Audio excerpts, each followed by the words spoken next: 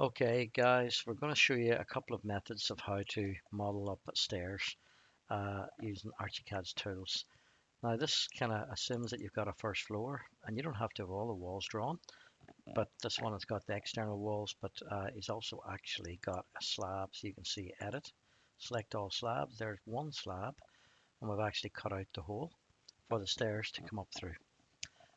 Okay, I'm going to go to the ground floor again, and what we'll do is I'm just going to show you that I'm going to assume that the bottom of the stairs lines up with the inside of this wall. And you can see that I've drawn a little line here, 150 mil back from the edge. So I'm going to use that kind of like guidelines from a stair. So I'll just use the ordinary stair tool first. What you want to check in settings is that it's going up the ways from the bottom. And then this one kind of is like the wall reference line. So if you click that, you can start, you see the way the stair is going to go, and that'll work if I start it down here. So I'm just going to escape out of that. And just look at some of the other settings. So in here, you're going from ground floor to first floor. Archicad knows that and kind of says you're going to want a stair that goes 3 meters. Here, I think this is the 875, but you'll check the dimensions on the plans. You can leave the rest of them, I think, so don't worry too much about that. Structure, I think I would just go with this monolithic one and do the same with the landing.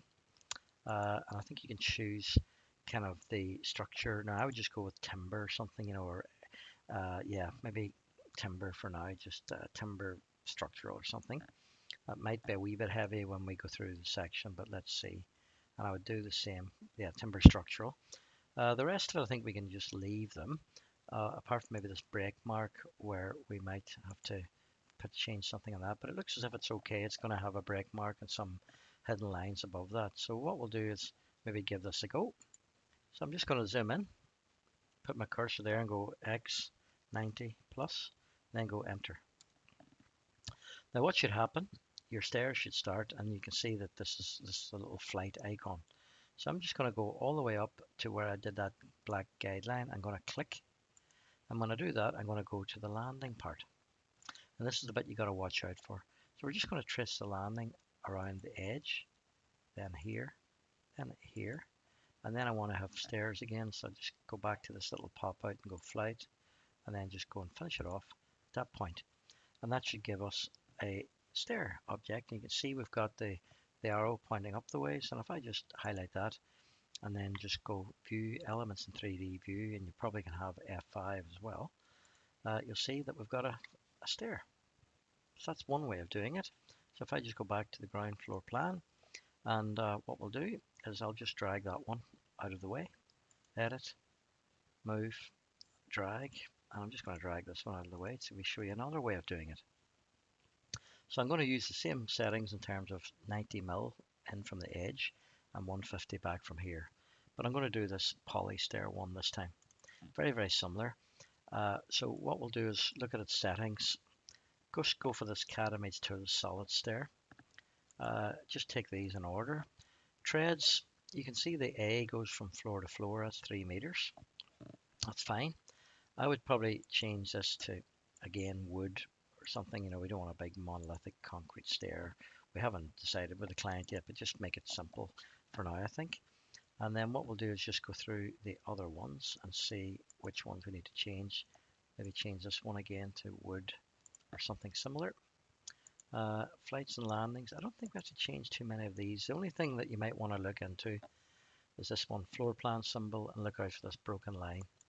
And that's okay for the break mark. But then the structure, I think I would say show the treads beyond the break line. I think that should show them in a dotted fashion as well.